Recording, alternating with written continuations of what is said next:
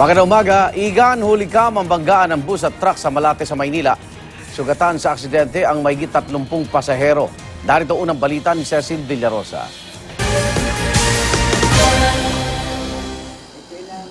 Kita sa CCTV footage na ito ang aktwal na pagtagilid ng bus sa kahabaan ng Remedios malapit sa kanto ng San Marcelino sa Malate, Maynila matapos salpukin ng isang trailer truck mag-aalas 10 kagabi. Sa lakas ng impact, tumilapon sa labas ng windshield ang ilang pasahero. Maya-maya, makikita naglabasan na rin mula sa bus ang iba pang pasahero. Sumaklolo rin at umalalay sa mga nasaktang pasahero ang mga residente sa lugar. Sa isa pang CCTV footage, makikita ang pagtawid ng bus sa intersection ng Remedios at San Marcelino nang masalpok ito sa bandang likuran ng paparating na truck. Sugatan sa aksidente ang 34 na pasahero ng Kirsten Bus na may plakang DXG 860. Sunod-sunod ang pagdating sa lugar ng mga ambulansya at rescue volunteer na rumisponde sa mga biktima na karamihan ay nagtamo ng minor injury. More on treatment namin kanina kasi is more on mga suspected na mga masasakit po yung mga kasukasuan at saka mga buto po nila.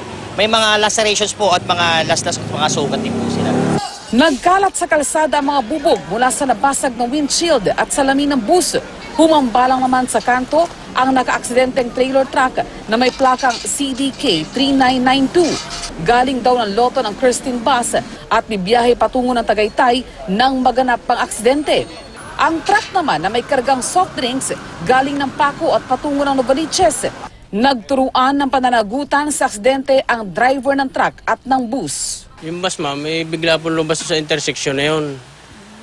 Ngayon, namreno po ako, hindi na po kinaya dahil inabot nga po doon sa hulihan ha.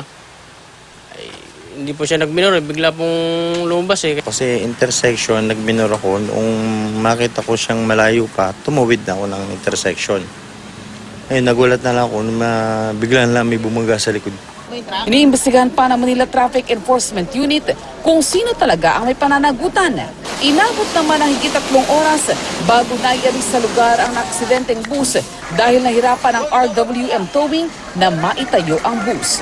Ito ang unang balita sa Maynila. Cecil Villarosa reporting.